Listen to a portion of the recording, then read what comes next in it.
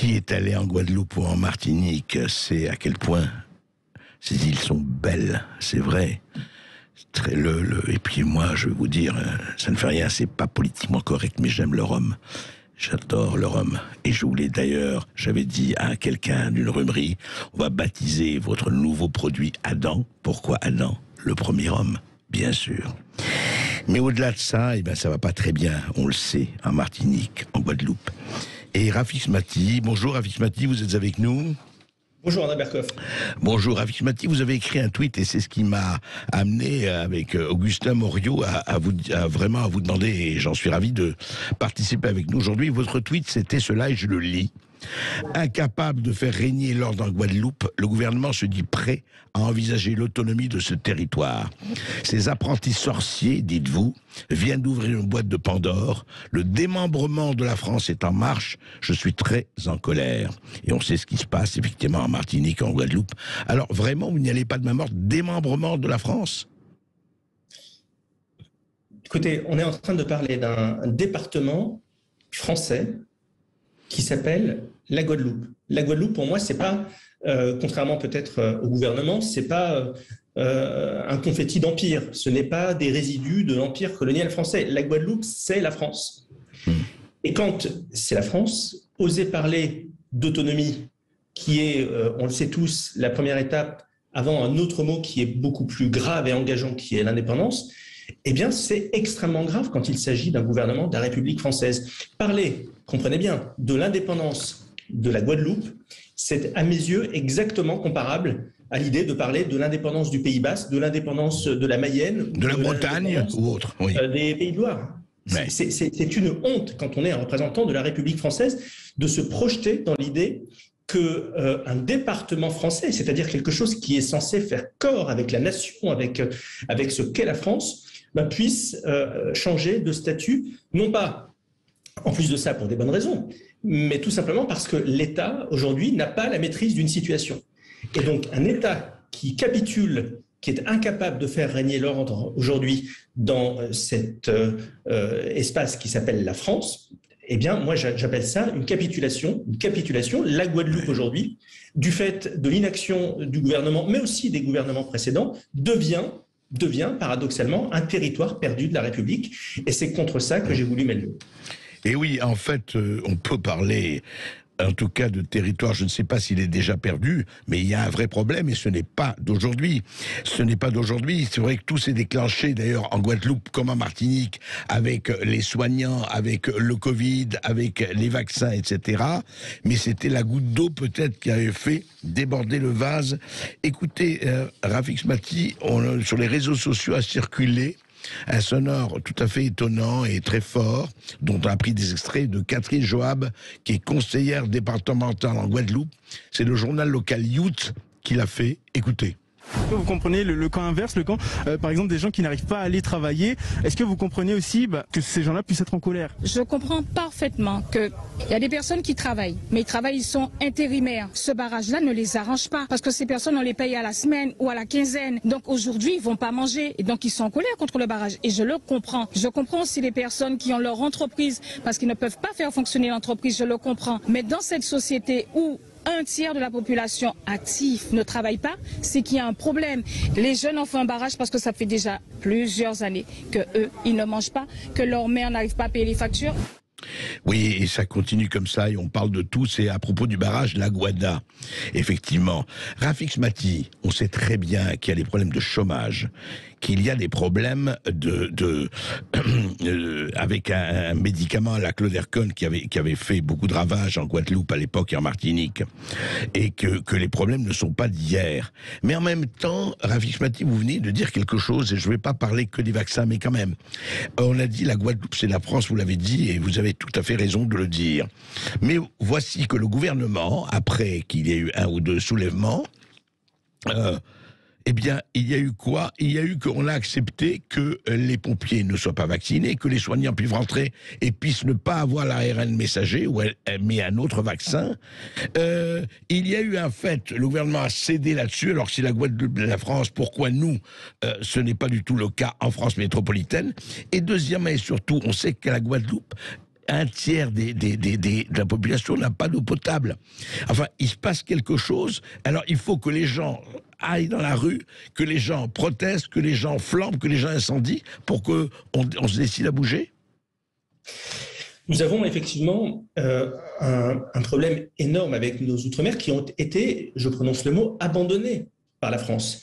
Vous parliez des questions d'accès à l'eau, mais je peux vous donner d'autres exemples. Aujourd'hui, le coût de la vie, par exemple à la Guadeloupe, est un tiers supérieur à celui que nous avons sur la métropole. Ce sont des territoires qui ont été abandonnés. Et ils ont été abandonnés pourquoi ?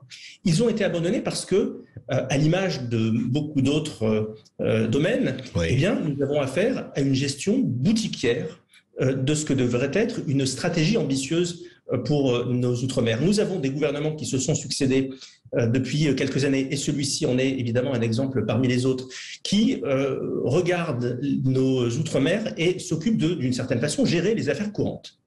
Or, moi j'affirme que nos outre-mer ne sont non seulement pas un problème, c'est pas un endroit que l'on doit simplement administrer vu de loin, mais c'est potentiellement un levier de grandeur et de puissance énorme pour notre pays. Et dites pourquoi, Rafik Smati, parce que ça fait de la France une puissance maritime énorme. La France, aujourd'hui, est la deuxième puissance maritime du monde, la deuxième surface maritime du monde, et peut-être la première si on va au bout de ce qui est prévu par le protocole de Montego Bay qui nous permet de prolonger le plateau continental. Donc la France est potentiellement la première puissance maritime du monde. La France de la mer et la France de la terre, c'est un pays qui est d'un point de vue géographique plus grand que la Chine. La France est l'un des seuls pays du monde qui est présent sur toutes les mers, sur tous les continents. Il y a une expression que j'emploie parfois, la France est le pays du monde dans lequel le soleil ne se couche jamais. Je considère que la mer et nos outre-mer doivent faire partie du récit national français, du récit qui nous emmène vers la grandeur et vers la puissance. Et c'est comme ça, et uniquement comme ça, que l'on pourra faire ramener la prospérité dans ces territoires qui ont été abandonnés. La Guadeloupe, comme la Martinique, comme la Guyane, comme la Réunion, mais aussi comme la Polynésie, comme la Nouvelle-Calédonie, ne sont pas des territoires que l'on administre avec un tableau Excel à distance. Ce sont des territoires qui font partie de la France, qui font partie de la culture française et qui doivent, par-dessus tout, faire partie du récit de conquête et de puissance que doit porter notre pays. Et alors, de ce point de vue-là, justement, actuellement, disons qu'il y a une flambée depuis quelque temps, et ce n'est pas nouveau, et ça revient de façon récurrente. Pour vous, Rafik Smati, qu'est-ce qu'il voudrait faire en premier ? Parce que là, le ministre des Outre-mer est allé là-bas, on l'a vu se prendre la tête avec quelques habitants. Bon, qu'est-ce qu'il faut faire, en fait ? Là, aujourd'hui, ici et maintenant et demain. Mais le problème, André Berkoff, c'est que voilà la situation à laquelle nous sommes confrontés dans ce sujet-là, comme hélas dans beaucoup d'autres, c'est que rien n'est tellement fait au fil du temps. Emmanuel Macron a eu des alertes dans les dom-toms et notamment en Guyane. Il y a eu pendant tout le quinquennat de François Hollande des manifestations, des grosses manifestations. Donc il y a eu des signaux d'alerte. Ouais. Le gouvernement n'a rien fait. Et donc voilà, nous en sommes arrivés aujourd'hui à commenter une situation qui devient une situation d'urgence, sachant qu'il n'y a aucune aujourd'hui baguette magique qui nous permettra de rétablir une situation de presse d'insurrection, enfin de pas loin de l'insurrection quand même. La seule solution, André Berkoff, c'est d'en sortir par le haut. Et en sortir par le haut, c'est donner aux Français qui vivent en Outre-mer, leur donner envie de France, leur faire comprendre qu'ils sont importants pour notre pays, qu'ils participent à ce récit national qui doit nous permettre de construire la France de 2050. C'est la seule solution.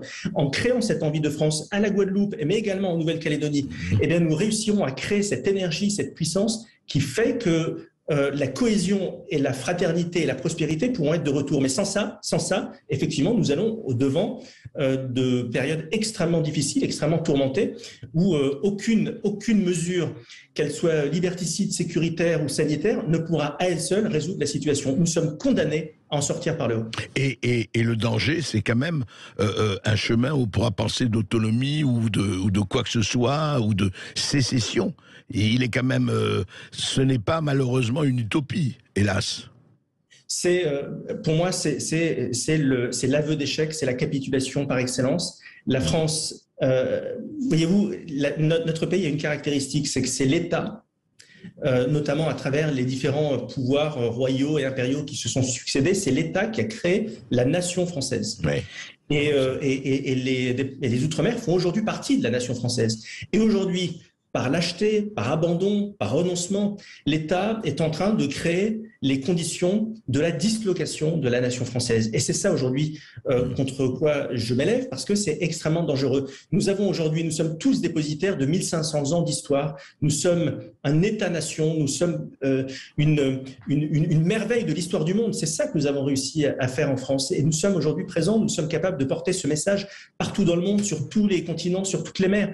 Eh bien, renoncer à ça, c'est tout simplement, à mes yeux, renoncer à la France. Et c'est le pire aveu d'échec que peuvent porter des politiques en panne de vision et d'avenir. Écoutez, je voudrais avoir juste votre commentaire, j'écoutais juste la déclaration de candidature de Zemmour là, qui vient d'être faite sur YouTube. Quand vous parlez des 1500 ans, etc., vous n'êtes pas très très loin de ces propos. Je considère que nous sommes tous dépositaires d'une histoire, que nous sommes, je disais 1500 ans, mais on pourrait même remonter à 2000 ans si on inclut l'Antiquité romaine qui a joué un rôle fantastique dans l'histoire de France. Mais peut-être la différence que j'ai avec Éric Zemmour, c'est la vision d'avenir que je porte. Moi, je suis convaincu d'une chose, c'est que alors je suis d'accord effectivement avec certains de ces constats, je partage le même amour de la France, mais je considère que la France peut s'en sortir par le haut et qu'il est possible, précisément avec un discours de grandeur, de puissance, dans lequel la mer et nos outre-mer, puisque c'est le sujet dont nous parlons aujourd'hui, ont toute leur place. Nous pouvons aujourd'hui créer une nouvelle page, écrire une nouvelle page de l'histoire de France. La politique, c'est quoi?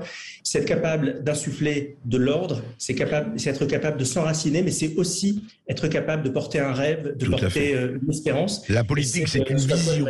Quotidiennement. Oui, absolument. Merci Rafik Chmati, vous avez raison. Ce qui se passe aujourd'hui en Guadeloupe, en Martinique, en Nouvelle-Calédonie, etc., on en parlera encore demain de la Nouvelle-Calédonie, eh bien c'est très très grave et il faut suivre ça. Et si on est conscient, il ne faut surtout pas tourner les yeux.